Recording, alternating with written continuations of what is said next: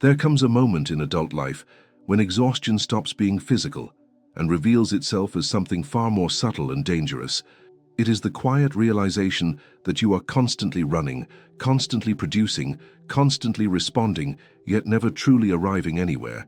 You wake up already tense, your mind scanning the day ahead for problems to solve, expectations to meet, pressures to survive. Even when things are working, something feels off, as if your life has turned into a long sequence of obligations rather than a deliberate creation. This is not laziness, and it is not lack of ambition. It is the invisible weight of living in survival mode for far too long.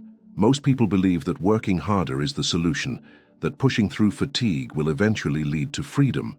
But survival mode does not reward effort, it feeds on it. The more you operate from urgency, fear, and constant reaction, the more your nervous system learns that life is a threat rather than an opportunity. Over time, this internal state becomes normal. You begin to confuse stress with productivity, tension with responsibility, and exhaustion with worth. Without noticing, your creativity narrows, your decisions become reactive, and your vision for the future shrinks to whatever feels immediately safe. This is where the real problem begins. When your body and mind are trained to survive, they cannot simultaneously create. Abundance, authority, and freedom require a different internal posture, one rooted in clarity, coherence, and inner stability.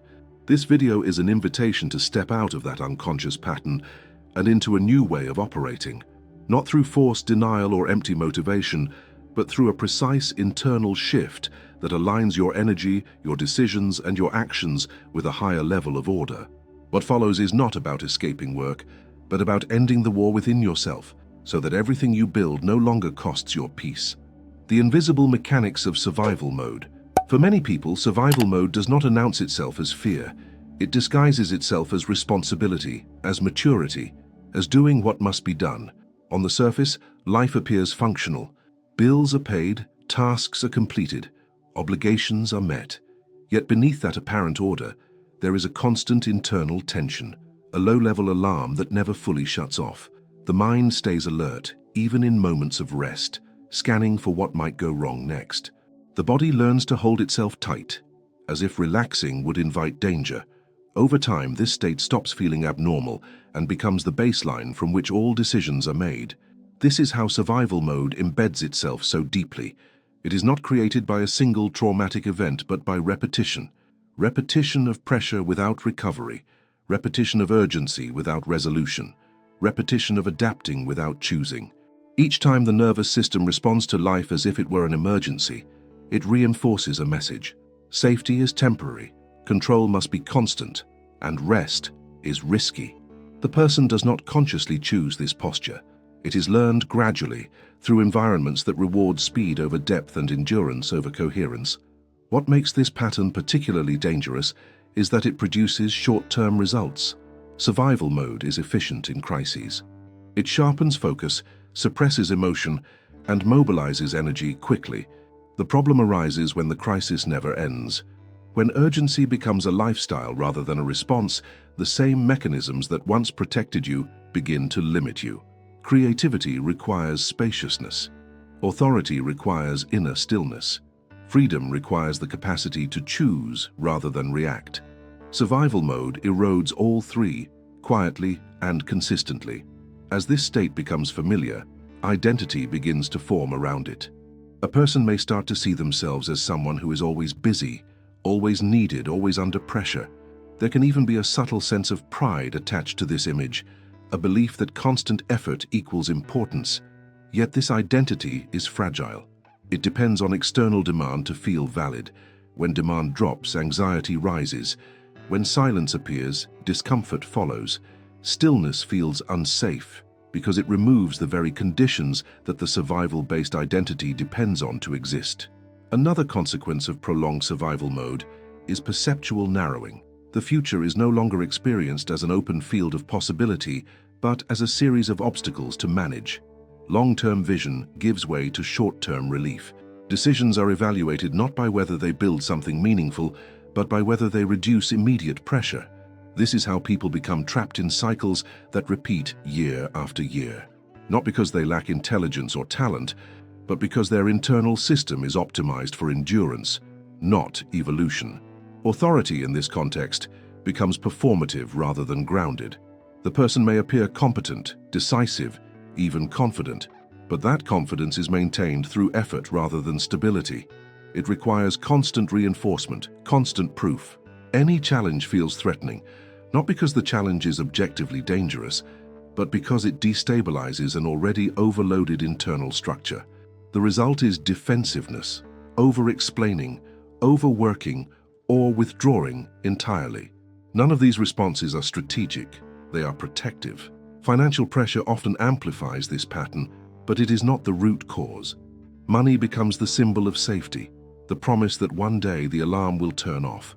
Yet even when income increases, the internal state often remains unchanged. New responsibilities replace old ones. New fears emerge at a higher level. Without an internal shift, prosperity simply upgrades the environment in which survival mode operates. The person is no longer surviving at the bottom, but they are still surviving. The deeper issue is not workload, but internal coherence. When thoughts, emotions, and actions are misaligned, energy leaks. Effort increases while results stagnate. This is why two people can perform similar tasks with vastly different levels of fatigue. One is forcing themselves forward through resistance, while the other is moving from alignment. Survival mode thrives on force. Creation thrives on coherence. It is important to understand that survival mode is not a moral failure. It is an adaptive response that has simply outlived its usefulness. At some point in life, it may have been necessary. It may have helped you endure instability, scarcity, or uncertainty. But what once served as protection eventually becomes limitation if it is not consciously released. The body does not know when the danger has passed unless it is shown repeatedly and consistently that a new way of being is possible. This is where the concept of a quantum shift becomes relevant, not as mysticism, but as a change in state. When the internal state changes, perception changes. When perception changes, choices change. And when choices change, outcomes follow. The mistake many people make is trying to change outcomes while remaining in the same internal state. They look for better strategies, better systems, better tools, without realizing that the lens through which they are using them remains distorted by survival. Leaving survival mode does not mean abandoning discipline or responsibility. It means redefining their source. Discipline rooted in fear is exhausting. Discipline rooted in clarity is stabilizing. Responsibility rooted in anxiety is heavy. Responsibility rooted in purpose is grounding. The external actions may look similar, but the internal experience is entirely different. One drains life force, the other generates it. This chapter is not about fixing yourself because there is nothing broken. It is about recognizing a pattern that has been running quietly in the background and understanding its true cost. Once this pattern becomes visible, it loses much of its power. Awareness alone does not complete the transformation, but it creates the necessary opening. From that opening, a new internal order can begin to form, one in which work no longer feels like survival and effort no longer feels like self-erasure. From reaction to coherence, once survival mode becomes visible, a deeper realization begins to surface. The problem was never a lack of intelligence, opportunity, or effort. It was the internal state from which life was being lived. Reaction had quietly replaced intention, and urgency had become the default lens through which reality was interpreted. In this state, even good opportunities felt heavy, and progress carried an underlying tension. The system was moving, but it was not aligned. Reaction is fast, but it is blind. It responds to stimuli without context, driven by the need to stabilize the present moment rather than shape the future. When life is lived reactively, decisions are made from pressure rather than clarity. There is always something to answer, something to fix, something to manage. The mind becomes occupied with maintaining balance rather than creating direction. Over time, this creates a sense of being busy without being fulfilled, active without being purposeful. Coherence, by contrast, emerges when the internal environment becomes organized. Thoughts, emotions, and actions begin to point in the same direction. This alignment does not eliminate challenges, but it changes how they are experienced. Problems become information rather than threats. Delays become signals rather than frustrations. In coherence, energy is not spent resisting reality, but engaging with it intelligently. The same external circumstances can feel radically different depending on this internal configuration. One of the most subtle shifts in this transition is the relationship with time. In survival mode, time feels scarce and hostile. There is never enough of it, and it always seems to be running out. This perception creates pressure, and pressure compresses awareness. The future collapses into the present moment, and long-term thinking becomes difficult. Coherence restores dimensionality to time. The present is still engaged, but it is no longer the only frame of reference. The future regains space, and with it, the capacity to plan without anxiety. This internal reorganization also alters how authority is experienced. Authority rooted in reaction depends on control. It requires constant monitoring, correction, and reassurance. It is fragile because it is sustained through effort rather than stability. Coherent authority, however, is quieter. It does not need to prove itself repeatedly. It is felt rather than asserted. This form of authority emerges naturally when a person trusts their internal signals and no longer negotiates their position with every external fluctuation. Financial behavior often mirrors this shift. When reaction dominates, money is managed defensively. Decisions are made to avoid loss rather than create value. There is a tendency to underprice, overextend, or cling to unstable arrangements out of fear. Coherence changes this dynamic. Value becomes clearer, boundaries become firmer, and exchanges become cleaner. Income begins to reflect alignment rather than sacrifice, not because the world suddenly becomes generous, but because internal clarity changes what is tolerated and what is pursued. Another profound change occurs in the experience of effort. In survival mode, effort feels heavy because it is layered on top of internal resistance. The body may be moving forward, but part of the system is pulling back, scanning for danger, anticipating failure, or bracing for impact. This internal friction consumes enormous energy. In coherence, effort still exists, but it feels directed. There is a sense of flow, not because tasks are easy, but because the system is no longer fighting itself. This is where many misunderstand the nature of transformation. They expect a dramatic emotional release or a permanent state of calm. In reality, coherence is often subtle. It is felt as a reduction in internal noise, a decrease in unnecessary urgency, a growing ability to pause without panic. These changes may seem small, but they compound over time. Each moment of coherence reinforces the nervous system's sense of safety. And safety is the foundation upon which creativity and authority are built. As coherence deepens, identity begins to reorganize. The self-image that was built around endurance, sacrifice, and constant availability starts to loosen. In its place, a different sense of self emerges, one that is defined less by how much is carried and more by what is cultivated. This transition can feel unfamiliar at first. Without constant pressure, there may be moments of emptiness or uncertainty. These are not signs of regression, but of space returning to a system that has been compressed for years. The quantum aspect of this shift lies in its non-linearity. Small internal changes can produce disproportionate external results. A single decision made from coherence can alter an entire trajectory. A boundary held calmly can change a professional dynamic that has existed for years. A moment of internal stillness can reveal a direction that was previously invisible. These are not miracles. They are the natural consequences of operating from a different state. Reaction keeps life narrow and repetitive. Coherence expands it. Reaction demands constant proof of worth. Coherence assumes inherent value. Reaction seeks safety through control. Coherence creates safety through alignment. As this chapter closes, the central insight becomes clear. The transition out of survival mode is not about escaping responsibility or effort. It is about reorganizing the internal system so that responsibility no longer feels like threat and effort no longer feels like self-betrayal. From this state, a different kind of work becomes possible, one that builds not only income and authority, but a life that feels internally sustainable. Authority, value, and the end of self-exhaustion. When survival mode loosens its grip and coherence begins to stabilize internally, a new question naturally emerges beneath the surface of daily life. It is no longer just about getting through the day, but about understanding one's place within the larger structure of value exchange. Authority in this context stops being an abstract concept or a social performance and becomes an internal condition. It is not something claimed or demanded, but something that arises when there is congruence between what a person knows, what they embody, and how they show up in the world. In survival mode, authority is often confused with control.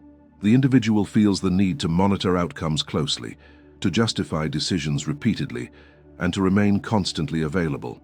This creates an illusion of leadership while quietly eroding respect, both internally and externally. The more energy spent trying to maintain control, the less remains for vision. Over time, this dynamic produces a paradoxical outcome. The person works harder, yet feels less influential. They are involved in everything, yet truly directing nothing. As coherence takes root, this relationship with authority changes. There is less urgency to prove competence and less fear of being misunderstood. Communication becomes cleaner because it is no longer fueled by anxiety. Decisions carry weight not because they are loud or forceful, but because they are consistent.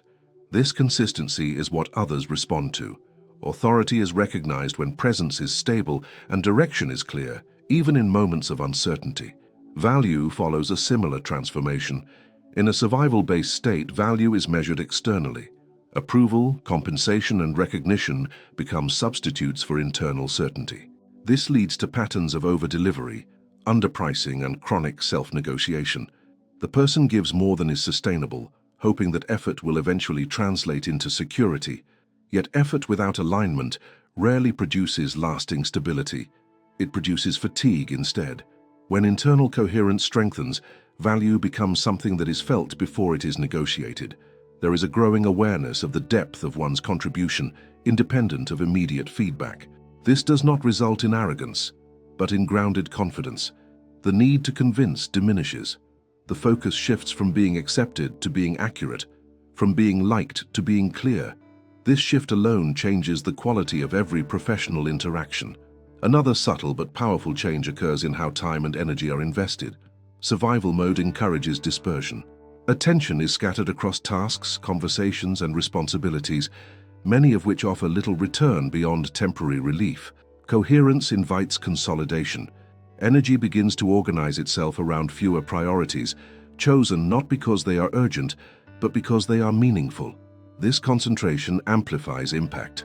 The same amount of effort produces greater results because it is no longer diluted. This is where self-exhaustion begins to dissolve. Exhaustion is not always the result of doing too much. It is often the result of doing too much that is misaligned. When actions contradict internal values, the body registers conflict. Over time, this conflict manifests as fatigue, irritability, and disengagement. By contrast, aligned effort can be demanding without being draining. It draws from a deeper reservoir of purpose rather than surface-level pressure. Financial outcomes begin to reflect this internal reorganization. Income that once felt unstable or inconsistent gains predictability, not necessarily because circumstances become perfect, but because decisions become cleaner. Boundaries are held without resentment. Opportunities are evaluated without desperation. The nervous system no longer interprets every fluctuation as a threat, allowing for more rational and strategic responses. Money becomes a tool rather than a measure of safety. Authority at this stage is no longer something pursued. It is something that accumulates quietly through reliability and clarity. Others sense when someone is no longer operating from fear. There is less emotional noise, less defensiveness, less over-explanation. Conversations become more efficient. Expectations become more realistic. Trust builds naturally, not through charisma, but through coherence. This chapter marks a turning point in the larger journey away from survival. It reveals that true authority and sustainable value cannot be built on self-erasure. They require an internal foundation that does not collapse under pressure. Without this foundation, success amplifies stress. With it, growth becomes spacious rather than suffocating. The end of self-exhaustion does not mean the absence of effort.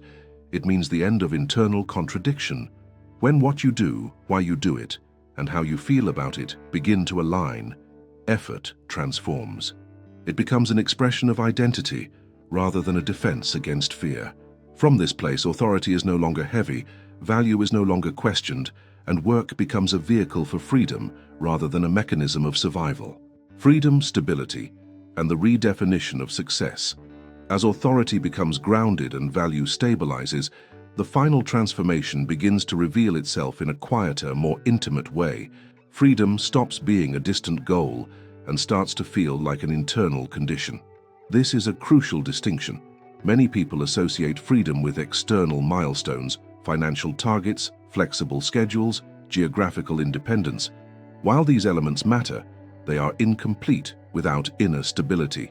Without stability, freedom quickly turns into another source of anxiety, another variable to manage, another responsibility to defend. In survival mode, success is defined by escape. The individual works toward a future where pressure will finally ease, where effort will finally be rewarded, where rest will finally be allowed. This creates a constant postponement of life. Joy, presence, and fulfillment are deferred until certain conditions are met. The irony is that when those conditions arrive, the internal system often remains unchanged. The person has learned how to strive, not how to inhabit ease. As a result, the nervous system searches for new threats, new goals, new reasons to stay tense. True freedom emerges when success is redefined. It is no longer measured solely by accumulation, but by sustainability. A successful life becomes one that can be lived repeatedly without collapse. One where growth does not require self-sacrifice and ambition does not depend on self-neglect. This redefinition shifts the entire architecture of decision-making. Choices are evaluated not only by potential gain, but by their long-term impact on energy, clarity, and presence. Stability plays a central role in this process. Stability is often misunderstood as stagnation, as the absence of movement or challenge. In reality, stability is what allows movement to be intentional rather than reactive. It provides a base from which risks can be taken intelligently. Without stability, every risk feels existential. With it, uncertainty becomes navigable rather than threatening. This internal stability does not come from controlling external circumstances, but from regulating one's internal responses to them. As this regulation deepens, the relationship with pressure changes fundamentally. Pressure no longer dictates behavior. It becomes data. It signals where adjustments are needed, where limits are being tested, where alignment may be slipping. Instead of triggering panic or overwork, pressure invites recalibration. This shift alone reduces suffering dramatically. Life does not become effortless, but it becomes less antagonistic. Challenges are faced with curiosity rather than dread. Freedom also reshapes the experience of time. In survival mode, time is something to outrun. There is a constant sense of being behind, of needing to catch up, of racing against an invisible clock. This creates chronic dissatisfaction, even during moments of achievement. Stability dissolves this race. Time becomes something to inhabit rather than escape. The present moment regains depth. Future planning becomes grounded instead of frantic. The past loses its grip as lessons are integrated rather than replayed. This internal freedom has a ripple effect on relationships. When a person is no longer operating from fear and urgency, interactions soften. There is less projection, less defensiveness, less emotional bargaining. Boundaries are held calmly, without hostility or guilt. Communication becomes more honest because it is no longer driven by the need to secure approval or avoid abandonment. Relationships that once felt draining either recalibrate or naturally fall away, making room for connections that are reciprocal and supportive. Work too undergoes a quiet transformation. It stops being a battleground and becomes a medium of expression. Effort is still present, but it is guided by discernment. Not everything that is possible is pursued. Not every opportunity is accepted. This selectivity is not scarcity. It is respect for finite energy. Over time, this respect compounds into a sense of sovereignty over one's life. The individual is no longer merely responding to demands, but shaping their environment through conscious participation. Financial freedom, in this context, is no longer just about income levels. It is about the absence of internal panic around money. It is the ability to engage with financial decisions without the nervous system hijacking the process. This calm does not eliminate responsibility, it enhances it. Decisions become clearer, risks more calculated, and outcomes more predictable. Money loses its emotional charge and becomes a functional element of a larger, coherent life. At this stage, success feels quieter but more real. There is less need to announce it, defend it, or compare it. Satisfaction arises from alignment rather than validation. The individual recognizes that they are no longer living in reaction to circumstances, but in relationship with them. This relational stance is the essence of freedom. It allows life to unfold without constant resistance, while still honoring ambition and growth. This chapter completes the arc that began with exhaustion and survival. It reveals that the ultimate goal was never escape, but integration. Not the abandonment of effort, but its refinement. Not the rejection of responsibility, but its rightful placement within a stable internal structure. From this place, freedom is no longer fragile. It is lived day after day as a natural consequence of coherence, authority, and an inner life that no longer needs to prove its worth through suffering. What you have just moved through is not a collection of ideas, techniques, or motivational concepts. It is a reframing of what effort, success, and freedom truly mean when they are no longer filtered through fear. Survival mode convinces people that life is something to endure, manage, and control until a future moment arrives where peace is finally permitted. That future rarely comes, not because it is impossible, but because the internal state that postpones peace is carried forward into every new phase of life. The deepest shift described throughout this journey is not external. It is the moment when the nervous system no longer interprets existence as a threat that must be outworked. When that happens, energy stops leaking through anxiety, self-doubt, and constant vigilance. The same actions that once felt heavy begin to feel intentional. The same responsibilities that once drained vitality begin to feel structured and contained.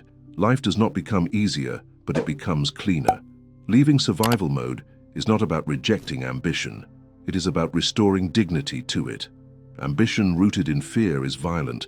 It demands sacrifice without meaning and effort without rest.